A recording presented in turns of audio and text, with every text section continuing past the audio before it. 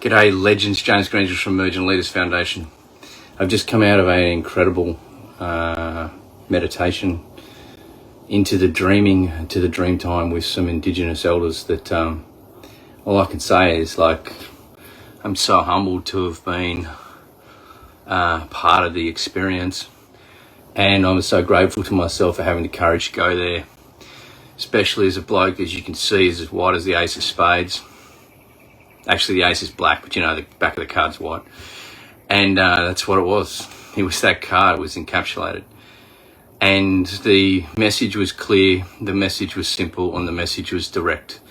And that is, there is now a time for the new, not the old. This fucking bullshit about reconciliation in this country, the land of what we call Australia, is bullshit. Just look at the etymology of the word. The etymology means to return to the previous agreement. There was no previous agreement. If a word that starts with RE as a prefix has to be used, it must be remembering. And the ancients were actually calling us to remember them, and they'd even forgotten communication amongst themselves.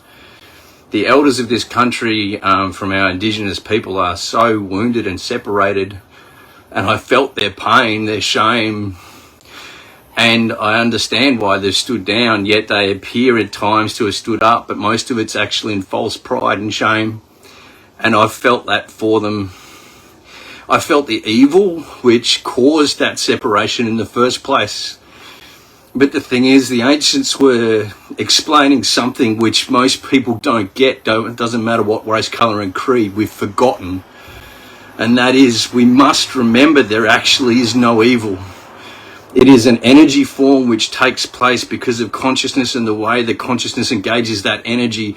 And because of that, it causes a very nefarious, dark action to occur. For healing to happen, we need elders to rise above the wound, to be able to separate themselves from it, to see clearly again, to bring clairvoyance back. And they must have the courage to actually call out the wound. We need this right across every single race, colour and creed. It does not matter what. No fucking politician's going to give it to us because they don't have the fucking spine. They don't have the knowledge. They've lost this way. So stop waiting for them to fucking save us. It requires us as people to go inside and reconnect with the dreaming, to the dream time, to remember.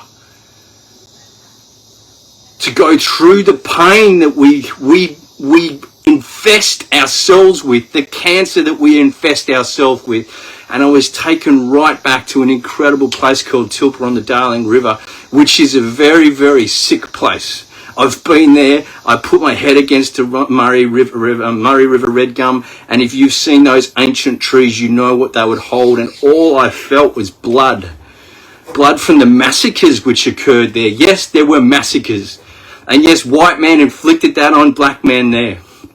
But there's a really twist to the story, and that is, there was a lot of young Indigenous people that turned away from their culture at the time, that actually supported the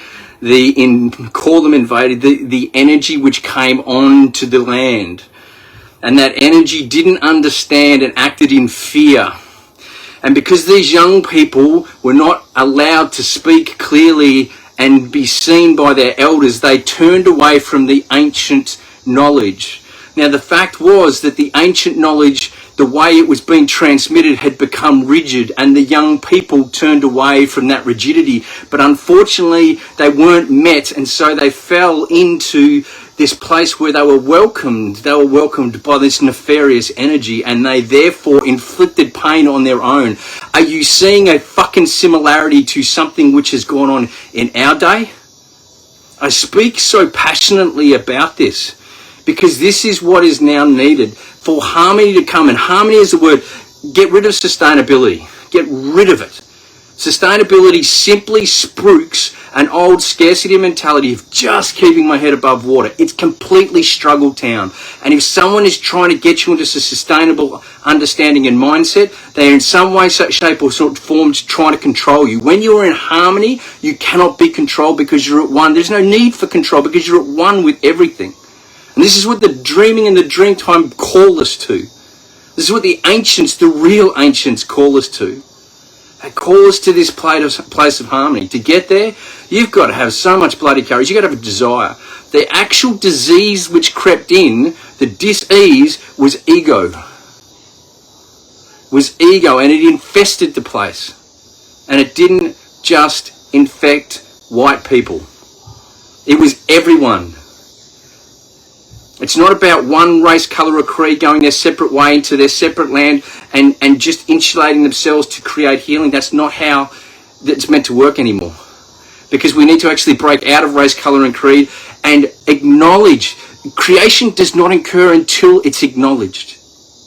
Which is why so many people, First Nation people, are screaming for acknowledgement right now, because they want the creation to happen so that they can actually then heal it. And it's actually a really necessary part. But the issue is our Western mindset generally locks us into this healing fixation instead of realizing it's actually all an evolution, which is actually being necessary. So you need to step out as an elder and allow for the energy to flow. This is where we need to go. We need courage right now.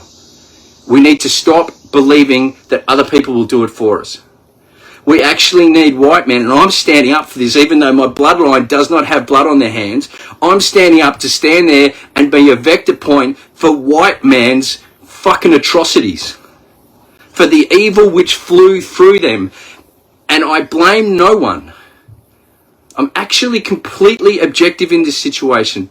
And to do that means that I can actually channel the energy so it can be healed.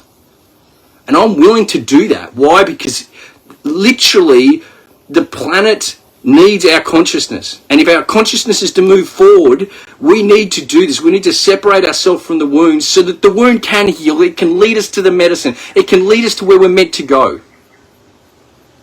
Enough. I just want to thank those that are doing the work, those that have the courage to separate themselves from their past traumas to realize that they're actually foundation stones for the future. And that the lesson is actually the thing in which they're taking away from that. I want to acknowledge you, and I want to thank you for the work that you're doing. I want to acknowledge the people that remain in love. I want to acknowledge that the ones that realize love is actually the only way forward. And interestingly enough, Tolstoy wrote a letter to Mahatma Gandhi just before his death, and he said, you know what, I now understand what you're talking about love. Love actually being the only way. Violent revolution is not. It simply creates that which it is attempting to revolt against. And he actually said, as a Russian, one of the orchestrators of the Russian Revolution, he turned and he said, and I feel that Christ was actually, Jesus Christ, the personified version of the Christ, was actually the best emissary that we've actually had of love. And that's a really fascinating thing to say from a man who experienced a lot within his life. So, if you're up for it, stand up in courage. Big love.